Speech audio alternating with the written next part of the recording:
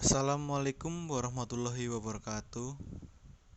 Saya Fajar Tiasa Putro, NIM A4 2018 0012 dari kelas 6A, ingin menjawab mengenai beberapa persoalan pada ujian tengah semester mata kuliah evolusi.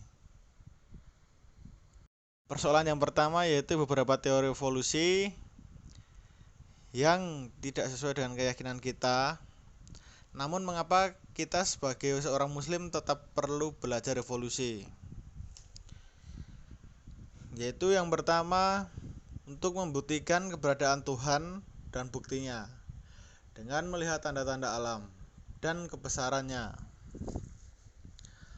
Contohnya pada kepik hijau yang berubah menjadi coklat karena suatu persilangan dan evolusi tertentu. Yang kedua, untuk mengetahui teori evolusi benar dan salahnya sekaligus kebenaran Islam serta dapat menjelaskannya kepada orang lain. Yang ketiga, kewajiban seorang muslim dalam menuntut ilmu, yaitu jadi seorang muslim itu wajib hukumnya menuntut ilmu, walaupun ilmu-ilmu tersebut sedang banyak pertentangan, fakta dan teorinya belum jelas. Salah satu contoh dari evolusi tersendiri yaitu saya dapat mencontohkan yaitu teori The Big Bang, yaitu ledakan dahsyat atau dentuman besar yang merupakan sebuah peristiwa yang menyebabkan pembentukan alam semesta berdasarkan kajian kosmologi mengenai bentuk awal dan perkembangan alam semesta. Teori The Big Bang sendiri yaitu dikenal dengan juga teori ledakan dahsyat.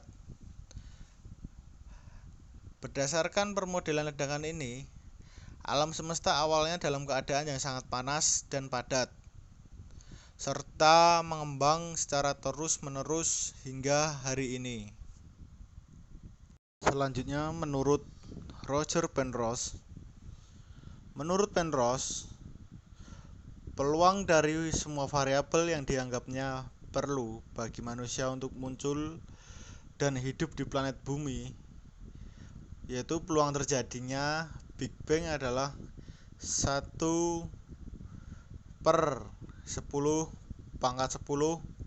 dipangkatkan lagi 123. Angka ini menunjukkan betapa tepatnya maksud pencipta, yaitu 1/10⁻10 banding 123. Angka ini sangat luar biasa. Orang bahkan tidak mungkin menulisnya angka itu dalam bentuk penuhnya, yang berarti 1 diikuti 10⁻123 0. Bahkan jika dituliskan sebuah 0 pada setiap proton dan setiap neutron di setiap jagat raya dan kita menggunakan partikel-partikel lain, sebenarnya kita tetap saja kekurangan tempat untuk menuliskan semua 0 yang diperlukan. Selanjutnya, menurut Paul Davies, yaitu seorang ahli fisika matematis, profesor yang melakukan perhitungan panjang terhadap keadaan yang harus ada pada saat dentuman terjadi. Menurut Davies, jika laju pengembangan hanya berbeda lebih dari 10⁻⁻18 detik saja, 1 detik dibagi 1 miliar, kemudian dibagi 1 miliar lagi, alam semesta tidak akan terbentuk. Kesimpulannya, jika alam semesta terjadi secara kebetulan, maka perumpamaannya sama seperti ujung pensil yang tajam yang dapat berdiri selama 1000 juta tahun. Yang terakhir, menurut Edwin Hubble, seorang astronom Amerika yang mengemukakan bahwa alam semesta ini sesungguhnya sedang mengembang dan akan terus mengembang dengan seiringnya waktu. Sebaliknya, kita dapat berpikir, seandainya waktu dimundurkan, maka alam semesta semakin mengerut dan sampai pada satu titik dengan volume nol, dengan massa yang tidak terbatas. Inilah kesimpulan Hubble. Dia menyatakan bahwa alam semesta mempunyai titik mula atau sebuah awal dari ketiadaan. Di kesimpulan dari teori Big Bang, yaitu bahwa Big Bang tidak mungkin terjadi secara kebetulan. Tuhan pasti memiliki peran di sini. Atau kita dapat mempertahankan hal-hal lain seperti asal muasal manusia, bagaimana evolusi Homo sapiens, evolusi amfibi, dan lain-lain. Terlepas dari benar atau salah teori-teori evolusi yang ada, dengan Islam kita mencari kebenarannya. Selanjutnya saya akan menjelaskan mengenai persoalan dari soal nomor 2, yaitu pengertian mengenai evolusi of theory and fact. Evolusi sendiri dalam kajian biologi berarti perubahan pada sifat terwariskan suatu populasi organisme dari suatu generasi ke generasi berikutnya. Perubahan-perubahan ini disebabkan oleh kombinasi 3 proses utama, yaitu variasi, reproduksi, dan seleksi alam.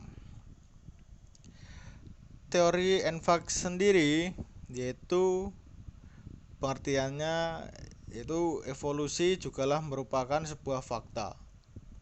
Terdapat berbagai usaha-usaha untuk menjalankan pengamatan tersebut selama bertahun-tahun. Namun teori evolusi merupakan penjelasan keseluruhan pengamatan yang relevan mengenai perkembangan kehidupan yang didasarkan pada model yang menjelaskan keseluruhan data yang ada dan terpantau.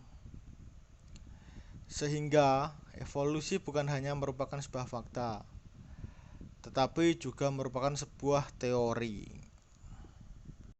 Selanjutnya saya akan menjawab mengenai persoalan yang terakhir, yaitu proses evolusi makhluk hidup yang melibatkan 5 mekanisme utama, yaitu mutasi, rekomendasi gen, gen flow, genetic drift, dan seleksi alam, serta menjelaskan bagaimana kelima mekanisme tersebut bekerja sehingga dapat menjadikan populasi makhluk hidup dapat mengalami perubahan seiring berjalannya waktu, atau dengan kata lain yaitu berevolusi. Berikut merupakan jawaban mengenai persoalan nomor 3 terakhir. Yang pertama yaitu mekanisme evolusi, diawali dengan adanya mutasi. Mutasi yakni perubahan sekuens DNA baik di tingkat gen maupun kromosom. Perubahan urutan 1 atau 2 pasang basa DNA yang menyusun gen. Mutasi merupakan perubahan susunan DNA sel genom yang diakibatkan oleh radiasi, virus, bahan kimia dari suatu gen dapat menyebabkan perubahan sifat yang menurun pada generasi penerusnya. Contohnya pada kepik yang dalam suatu hari populasi berwarna hijau tapi memiliki keturunan berwarna coklat. Selanjutnya gen flow atau aliran gen, yakni penyisipan atau perpindahan gen dari suatu populasi ke populasi lain. Aliran gen sendiri yaitu merupakan pertukaran gen antar populasi yang biasanya merupakan spesies yang sama. Ada atau tidaknya aliran gen secara fundamental yang mengubah perjalanan evolusi. Dan rekomendasi gen terjadi karena adanya perkawinan silang. Kendati memiliki dapat kemungkinan besar memunculkan variasi spesies baru. Munculnya varian baru yang membuat terjadinya evolusi.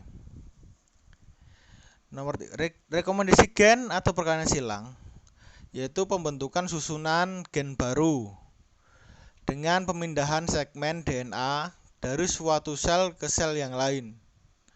Hukum Mendel 1 dan hukum Mendel 2 yaitu tentang pemisahan kelamin secara bebas dan kombinasi secara acak dan bebas. Contohnya perkawinan kuda dan keledai. Selanjutnya seleksi alam, yaitu proses adanya organisme dalam